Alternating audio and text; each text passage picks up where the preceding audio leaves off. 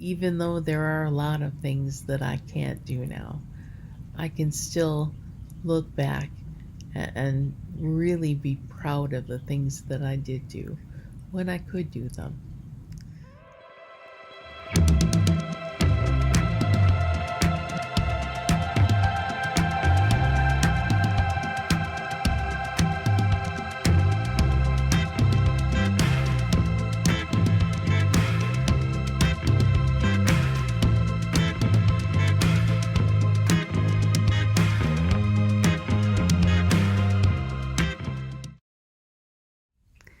Hi, I'm Nani, and welcome to the Chronicles of Nani. You're probably wondering why I'm holding this very delicious looking chocolate cupcake with a candle in it, because today is the 10th vlog in the Chronicles of Nani on video. And I'm celebrating with a cupcake, which I'll eat later, but congratulations to vlog number 10. And I'm going to eat this later because I don't want to be wearing my crumbs and frosting and everything all over the yellow shirt. So congratulations to all of us, me and at least 17 of you that have been here and watching for 10 episodes, and hopefully up to 100, because that's going to be the next cupcake.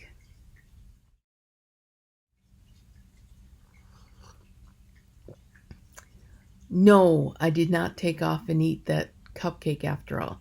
The cupcake is still waiting. It'll be my reward for finishing this week's vlog. The subject for vlog number 10, and the reason that I had to take a break, is because I had to wait for my coffee to get here. Today's coffee cup is bars, not bars and tone, because they don't have, no, come to think of it, they do have audible coffee cups. This isn't one of them.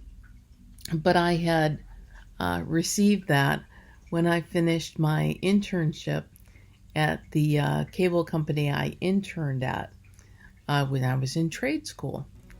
They liked me a lot. They got me the coffee mug, and I also had director's clapboard earrings and balloons, and there was candy in the coffee cup. And one of my coworkers during my internship told me, we usually just sign a card for interns. You were a special intern. So it's always nice to be told you're special. The topic for vlog number 10, for our 10th anniversary vlog, and by the way, there's not going to be another cupcake until vlog number 100, or until I reach 1,000 subscribers. So probably vlog 100. But today's subject is to be proud that when you could, you did. And that coffee mug has a lot to do with that.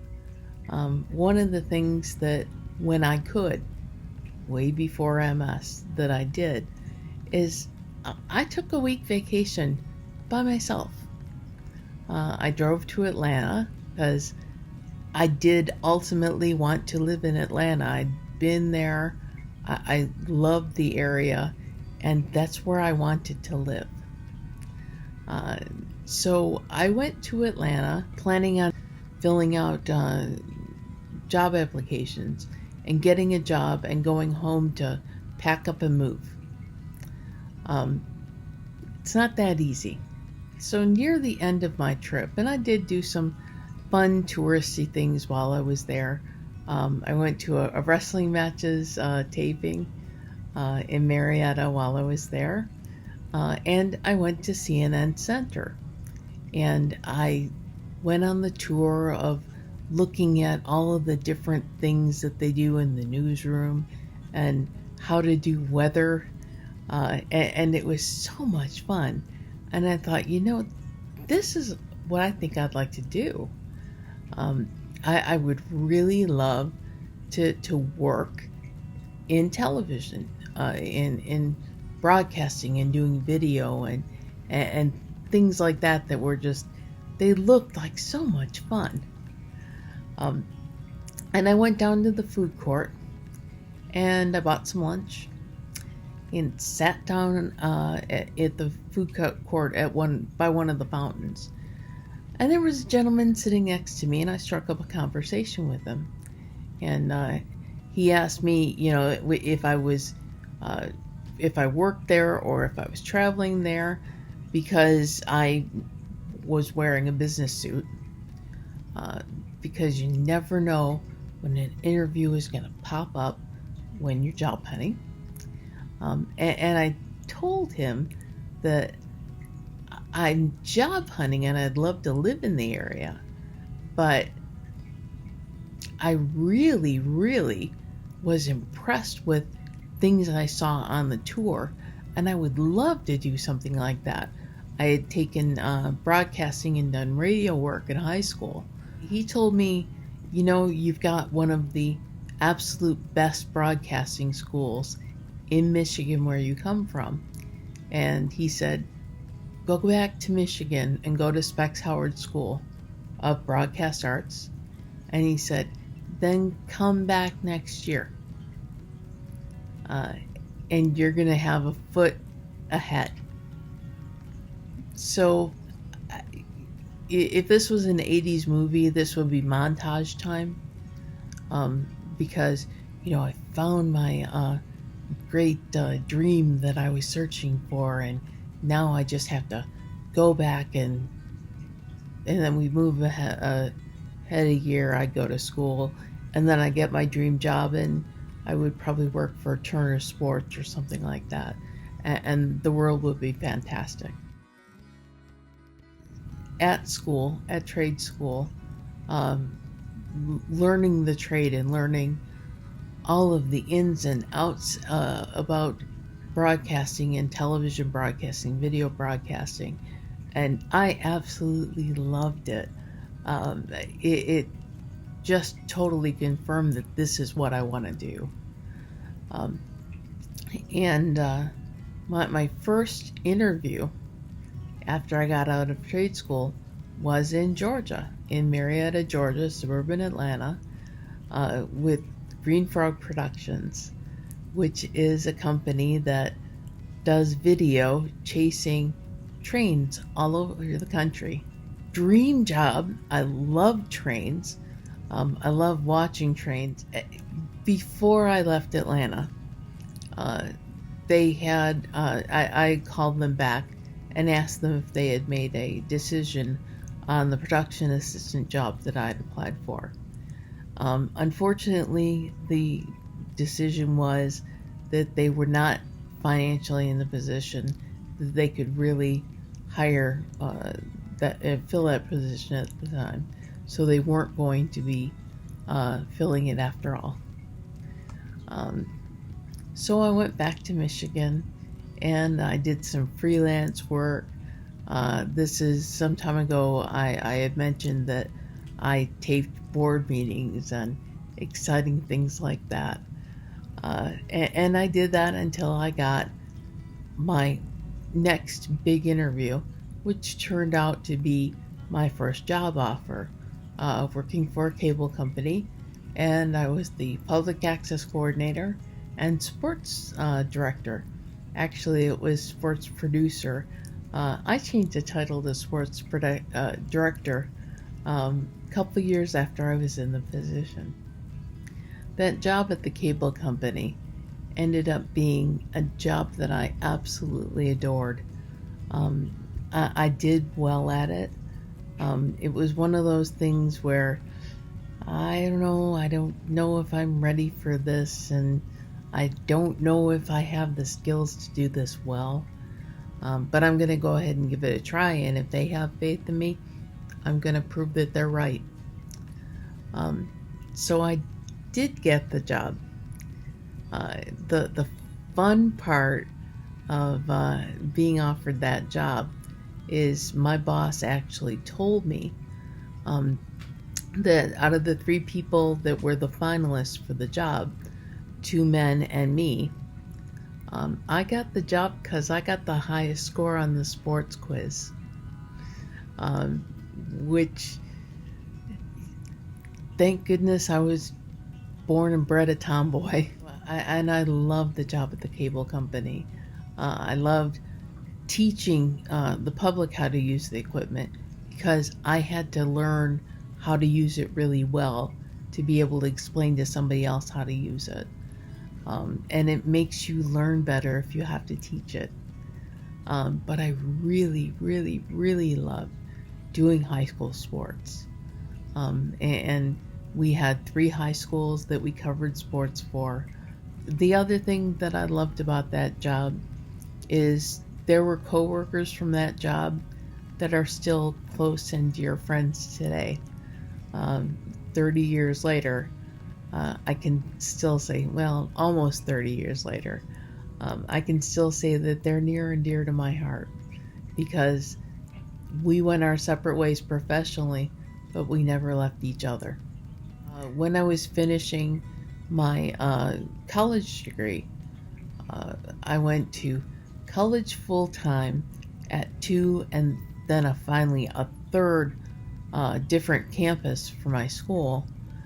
And I had 3 part-time jobs so that I could go to school full-time and work everything around. And one of the greatest part-time jobs is one of my interns from the cable company referred me to the Detroit Tigers, where I did an internship. And then for 2 years I worked game day. And we had a rainout one day that turned into an honest-to-God doubleheader, which they don't do anymore, and they were pretty much not doing anymore in the 90s either. And it was rescheduled for a 4th of July doubleheader, and my parents went to that game. And it was fun talking to them after the game because they had been during the game looking at the Jumbotron and saying, our daughter is putting that stuff up there. And that was a fun job. I got paid to go to baseball games. For a baseball fan, for a baseball nut, you can't get a better job than that. Then I did finally finish my degree. I want to share with you a little bit more of the creative stuff, sort of like street poetry, street verse. And it's about, well, I'll let you listen to it and you can figure out what it's about. This was originally written and posted on my blog, The Chronicles of Nani, on April 20th, 2017. Before MS, I accomplished. I wrote calligraphy. One Christmas, I handmade all of my cards. I baked, not just for the holidays. I made peach and apple crisps with fresh picked fruit. Whenever the mood struck me, I baked cookies, cakes, brownies. When I lived with my parents, there were often treats for breakfast in the morning after an end-of-the-day project. I played both electric and acoustic guitar. The first song I ever learned in formal lessons was Leaving on a Jet Plane. My favorites to play and sing were Crystal Ball by Styx and Neil Diamond's Play Me. Although it was cooler that I played rock and roll electric, especially as a girl in the late 70s and early 80s, I enjoyed my acoustic guitar the most. I was most proud of the fact that I played, correctly picking it, Dust in the Wind. I wrote and copyrighted 4 songs. I did crafts with the kids I babysat as a teen and with my nieces in my 30s. I sewed most of my own wardrobe in the 80s. The costumes for my brother's band Tempest and a lot of costumes my friends and I wore to professional wrestling matches in the late 80s and early 90s. I cross-stitched a lot of small projects that I gave as gifts, and Grandma taught me how to crochet. It took me almost a year to complete, but I finished my first Afghan during the Super Bowl in 2003. Inspired, I handwrote the notes and production outline to pitch to my program director in one night for the biggest single project I produced on cable TV. These hands have touched the foot of Jesus on Michelangelo's La Pietà in Rome, Italy, dipped in the water at the Fountain of Youth in St. Augustine, touched the waters of the Atlantic and Pacific Oceans, as well as the Gulf of Mexico and all 5 Great Lakes. These hands have shaken hands with George Foreman, Gordie Howe, a U.S. Senator, and a Michigan governor. They fed babies and held my great-grandmother's hands with love, even though she no longer knew who I was. These hands no longer have the strength or finesse they once had, but I can't allow myself to rue what they can no longer do. Rather, I make the most of what they can still do, while I celebrate what they have done. I am a dual citizen of the USA and San Marino. San Marino is a republic, small republic, and the oldest republic in the world, smack dab in the middle and completely surrounded by Italy.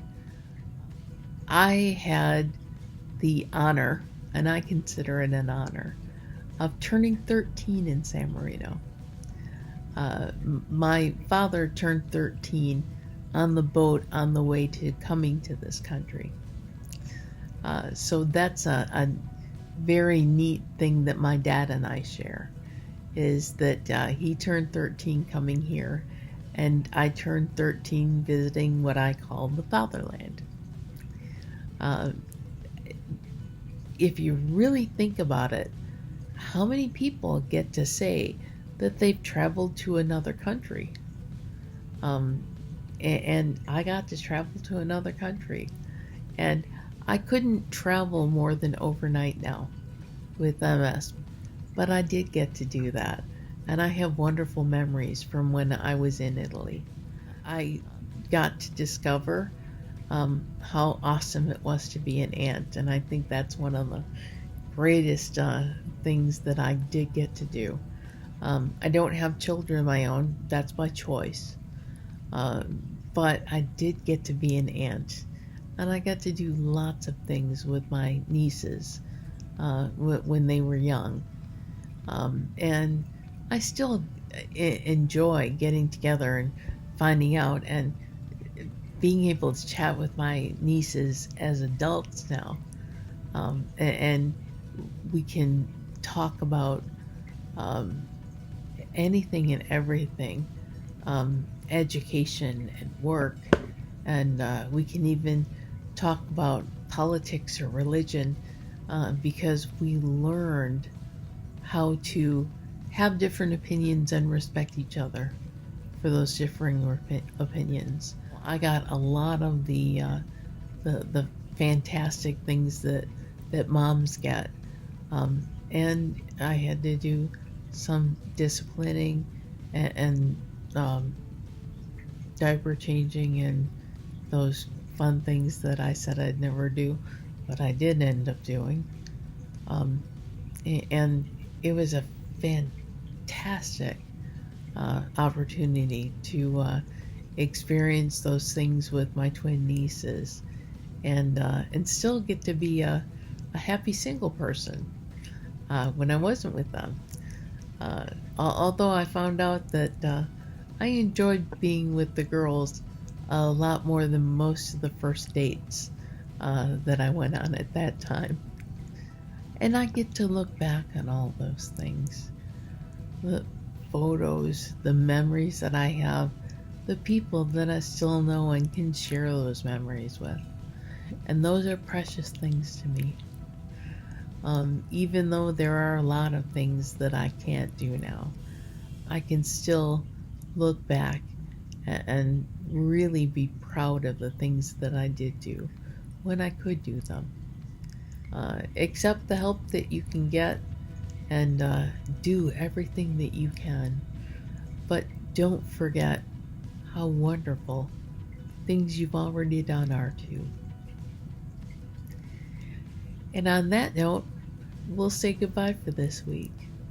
Uh, I hope that you enjoyed some of my memories and things that give me a little bit of a push, that give me the strength to do everything that I can, even though it's much more limited now than it used to be. Anyway, subscribe, comment. What are some of the wonderful things that you've done in the past that you can say, I feel stronger because this is the foundation I've made for myself. And that's really what it is. It's a foundation. Things are going to be okay in the future because you've built a strong foundation from your own past. So share those things with us, and share the vlog, and invite people to come and see the vlog and become part of the community of those of us that are not going to let physical setbacks throw us back, just set us back slightly. You'll see me next week, I hope. And until then, have a fantastic week ahead, and I'll see you for coffee Friday morning or any time after that.